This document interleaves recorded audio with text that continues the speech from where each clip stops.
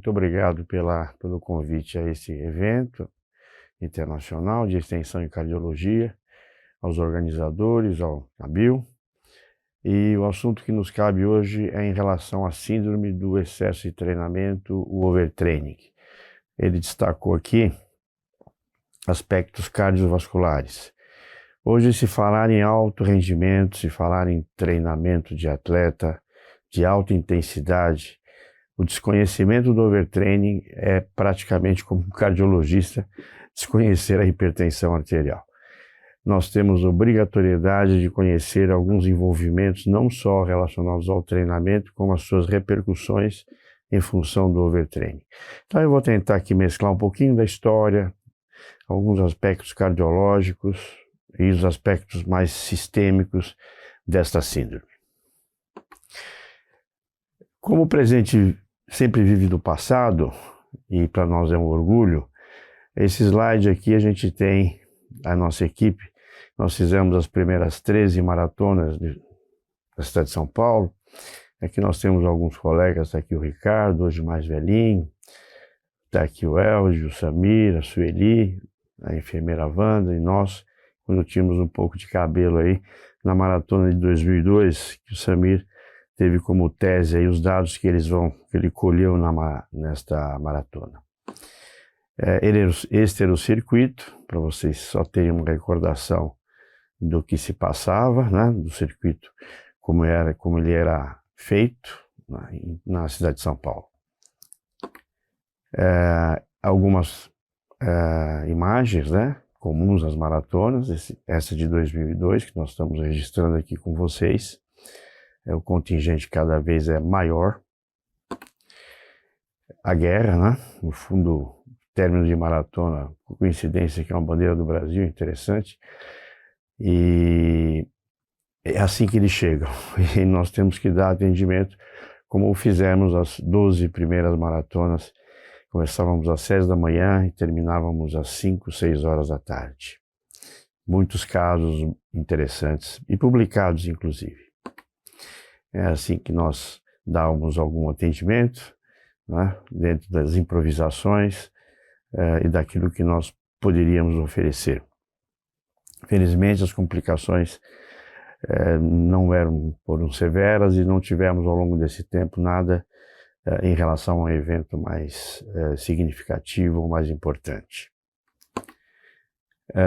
Isto é um dado ortopédico, evidentemente nós estamos aqui com dados da área cardiológica, mas o Samir cedeu para mim, foi tese dele inclusive, em relação às lesões mais comuns que acontecem nos corredores, por exemplo, onde vocês veem aqui algumas alterações em níveis percentuais significativos. Vejam a tomada de tempo, por exemplo, numa maratona em 1908, aqui há 15, 20 anos atrás, para chegar em 2 horas aproximadamente, quanto tempo demorou, né? E isso tudo é a medicina do esporte, atrelada às equipes interdisciplinares que proporcionaram esta redução especificamente muito marcante do tempo. Vejam uma amostragem que nós podemos trazer para os dias de hoje. Quando nós fizemos essa amostragem com aquela equipe que eu mostrei para vocês, os componentes, esses eram números de inscritos, etc., algumas características, tempo médio de prova. Esses dados, evidentemente, modificaram-se um pouco nos dias de hoje, mas é para vocês terem uma ideia do crescimento expressivo e continuam na mesma forma. Eles participam, vamos falar em maratona, porque é overtraining, né? Não é só corrida, mas especificamente esses dados relatados à maratona.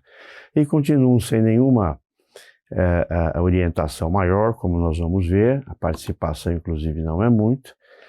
Hoje o gênero feminino está um pouquinho mais presente, né? Então são percentuais da época, alguns dados aqui de estatura, de peso, e isto que vem ocorrendo. Aí vem o perigo das coisas. Esses números não mudaram, Então a orientação para uma corrida numa maratona, por exemplo, vocês veem praticamente ele hoje cresceu alguma coisa em algum nível, em algum percentual, perfeito, sim, mas ainda muito insignificante. Nós não temos dados atuais porque não foram feitos esses levantamentos.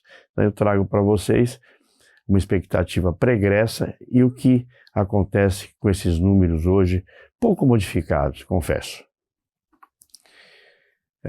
E aí, um dado de história de cada um, há quanto tempo eles participaram de últimas maratonas, etc. E aqui vocês já começam a ver que alguns deles, 80%, participam de maratona em um intervalo de 6 meses. Então vocês já vejam as consequências desse tipo de intensidade de treinamento e competição. História. Esse é um simpósio na cidade de São Paulo, 96. Eu gosto de história. E foi organizado e nos coube uma aula sobre avaliação cardiológica no atleta. E vejam vocês que coisa interessante. O Arnaldo Hernandes era o presidente da Ana Lúcia Nicolau, que trabalhou na Portuguesa, etc. E lá na Secretaria de Esportes também organizavam junto com essa entidade do Maurício. E aparecem alguns nomes aqui do Solera, na parte de doping. 96, já aparece aqui o Hernandes, né, lesões de overuse, e aqui aparece o organizador do curso aqui. Eu não sei se ele esqueceu, ele já falava em terceira idade, mas aqui ele devia estar na primeira idade. O Zogaib, um grande colega, de conhecimento extraordinário, dentre outros participantes que estavam neste evento. Nós tivemos o prazer também de estar presentes. E o tema overtraining. E eu devo a esta pessoa aqui, ao Dr. Nilo Sérgio Gava, que trabalhou conosco no Centro Olímpico de Treinamento e Pesquisa durante mais de 20 anos. Foi ele que nos introduziu o conceito do overtraining no sentido dos primeiros simpósios, e eu agradeço a ele até hoje, porque foi com a aula dele que eu vou mostrar para vocês aqui no evento, e exatamente nós adquirimos algum conhecimento nesta área do overtraining. Muito bem, após essa pequena história, tem muitas outras, mas o tempo não nos permite nos alongarmos, e hoje é tido por todos vocês sabem que a Organização Mundial de Saúde faz a recomendação. Isso aqui é apenas uma lembrança daquilo que vocês todos já sabem em relação à recomendação que ela faz em atividades que beneficiam, evidentemente, quem as faz. Quando nós vamos lidar com um atleta de alto rendimento, e aqui sempre que eu falar qualquer coisa, por favor, vocês coloquem o alto rendimento atrás. Tá? Esse alto rendimento pode ser competitivo, como pode ser um alto rendimento, que nós vamos abordar mais adiante, também em atletas da vida comum, do mundo real.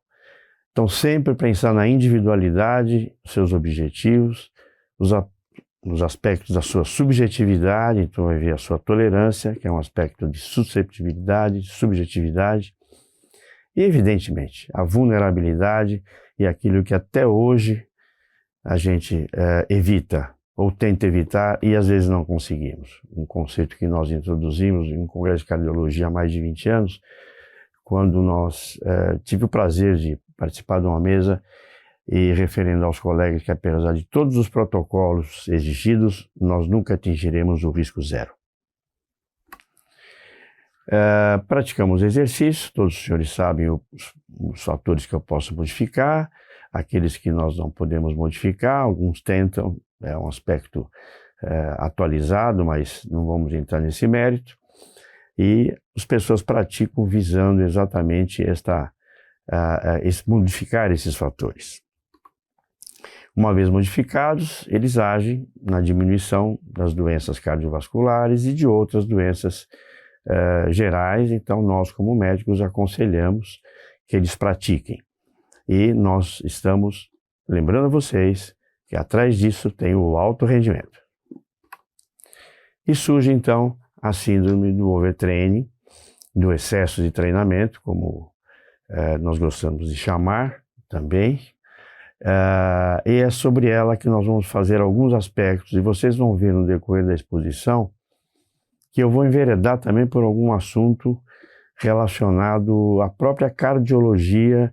Em outras aulas os colegas abordaram tenho certeza com ampla margem de segurança e de conhecimento, para que vocês entendam que atrás de tudo isso pode estar o overtraining. A gente tem assistido muitos congressos, participado, mesmo na área de medicina do esporte, na área da cardiologia, e às vezes a gente percebe uma definição do overtraining que na realidade não condiz realmente com a sua história didática. Ela é uma síndrome que tem um distúrbio neuroendócrino no seu eixo hipotálamo-hipofisário, e a principal consequência disto é uma diminuição da performance, porque há um desequilíbrio na demanda do exercício e a capacidade funcional da realização desse exercício. Cria-se um estado de um crônico, de uma diminuição da performance, ou não. Então, o overtraining caminha com sinais ou sintomas gerais, e o tempo de recuperação desse atleta é mais longo. Se assemelha muito na clínica que a gente chama de fadiga central. Essa foi uma definição já pregressa e que nós adotamos em todas as aulas que a gente fala sobre overtraining como sendo um distúrbio neuroendócrino. E as suas consequências sistêmicas nós vamos abordar. 2 aspectos vocês devem sempre lembrar com alto rendimento. Nunca esqueçam disto. O atleta começa a perder a motivação e o padrão ouro é a queda na sua performance. Esses 2 aspectos é que caracterizam o overtraining. Tudo que vier para frente é consequência destes aspectos, que ocorrem naquela disfunção, como eu mostrei para vocês na definição. Esse acúmulo de carga de treinamento leva a decréscimos de rendimento por dias e semana. Esses aumentos de fatores estressores saem do chamado overreaching, que seria um pré-overtraining, e se isso não for atentado, se o técnico, o professor, principalmente, a equipe interdisciplinar que lida com esse atleta, e hoje, felizmente, para nós que vivenciamos mais de 40 anos nesse lado, quantas evoluções nos clubes, etc., no sentido de abordar esses atletas com mais conhecimento na fisiologia do exercício, que o médico deixou de entrar nos nossos currículos, não falam muito em fisiologia do exercício nas nossas universidades, mas o médico começou a avançar nisso e nós ficamos muito felizes. Se não pararmos essa etapa, poderemos chegar aqui no overtraining. Vou lembrar para vocês o caso do Cielo, como é público, então isso não há segredo. O nosso grande campeão, isso faço matéria jornalística inclusive, o Cielo, um campeão com ampla margem de titulação, e ele, olha a expressão que ele utilizou, porque ele começou a ter o quê? O avançar da idade, associado a uma série de contratempos, nos últimos 2 anos, fez a piscina ficar cada vez mais longa. Constantes trocas de treinadores, abandonos de competições e a dificuldade em manter seu corpo saudável abalaram a minha confiança. Eles colocaram aqui paulista porque é o nosso nadador paulista. E veja que expressão interessante. Não há como dissociar a questão mental atrapalha o físico. Cielo estava nervoso como nunca nos momentos que precederam a última seletiva. Insone, acordava antes das horas, vésperas de prova, etc. Então, isto aqui é o mundo real do overtraining, colocando sempre atrás personagens como este, de altíssimo rendimento. Então vocês vejam que a queixa ela é voltada para um outro lado do sistema daquele desempenho de desequilíbrio central periférico. E quais são as hipóteses do overtraining? Existem muitas, não é? Desequilíbrio neuroendócrino, suprarrenal, adrenais, desequilíbrio simpático-parasimpático, diminuição da atividade simpática intrínseca, desequilíbrio imunológico, chamado estresse oxidativo, participação do glicogênio, outras substâncias envolvidas aqui. o sistema nervoso central, com neurotransmissores, neuromoduladores. Então, é realmente um aspecto complexo e nós não temos um marcador definido para isto. A sua prevalência, isto aqui é um dado que me chama muito a atenção, porque eles podem estar diferentes, eu acho que até existe em maior percentual. Eu puxei desse trabalho, que nós mencionamos anteriormente, aqui do Morgan, do Hooper, do Verna, e são trabalhos antigos, entre aspas, porque isso acontece exatamente aqui. Ela é muito frequente e passa desapercebido muitas vezes pelo técnico dessas modalidades, e o indivíduo vai evoluindo de uma maneira errônea e compromete o quê? O seu desempenho esportivo. Então a sua prevalência eu acredito que seja até maior que esta aqui. E quem tem propensão, então, ou susceptibilidade a essas alterações? São aqueles atletas de elite com alta motivação. Eles querem ganhar, eles querem a medalha, fazem de tudo. No mundo real, os atletas competitivos, que não têm uma orientação interdisciplinar adequada. Atletas competitivos sem um adequado tempo de recuperação, tanto nesses atletas de alto rendimento como nos atletas de alto rendimento não profissionais. Isso daqui são praticamente o caldo de cultura populacional em que o overtraining aparece. E nós temos que ficar atentos, porque as consequências dele vocês vão ver mais abaixo, que são muito interessantes. De uma maneira didática, alguns classificam o overtraining em forma simpática, onde predomina o cansaço, os fatores que a forma mais aguda, e a forma mais crônica, parasimpática. Então o atleta começa a ficar com sintomas inibitórios, aspectos depressivos. Veja o Cielo lá para trás, que eu mostrei há 3, 4 slides atrás. Passou por estas fases. Isso é apenas um aspecto didático, porque pode haver um envolvimento mútuo entre simpático e parasimpático. As manifestações são gerais, então entendam que o overtraining não é isto aqui. Isto surge em decorrência dele. Eu coloquei aqui, chamando a atenção para vocês, não 7. Isto aqui aparece, mas eu não posso rotular como síndrome do overtraining. Eu tenho que observar, eu tenho que ter uma ficha.